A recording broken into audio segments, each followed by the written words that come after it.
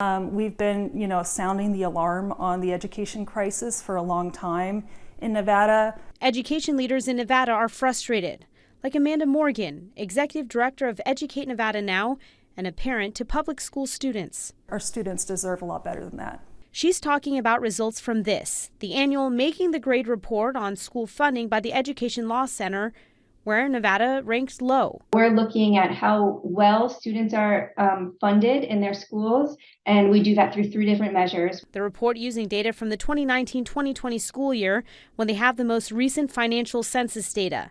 Those 3 categories, the average state funding that's available, how the money is distributed, and effort, whether the state can do more if it's lacking funding. Nevada, the only state to receive an F letter grade in all 3 categories. When you adjust for inflation, Nevada hasn't even kept up with what it was funding pre-recession 2008.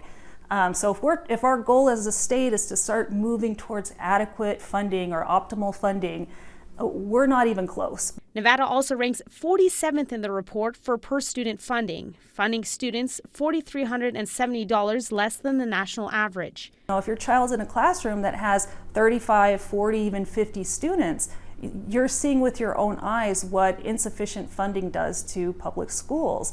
When you don't have up-to-date textbook or up-to-date curriculum, when your HVAC system doesn't work. A new funding formula came into effect in the 2019 legislature that would provide additional funds to students with special needs, low-income students, and English language learners. Morgan is hopeful for how this 2019 law will help school funding in the future. The new funding formula also gives more power to the governor. The governor is supposed to create a budget that includes additional funds for public education based on the percentage of economic growth or inflation, whichever is greater. So that's something new that this new governor is going to be facing. Is he going to provide that increase, or is he going to make cuts to public education? Saying the power of our students is in lawmakers' hands in this upcoming legislative session. Often when money is put into education, it kind of comes out the back end for other parts of the state budget. So it's a process called supplanting.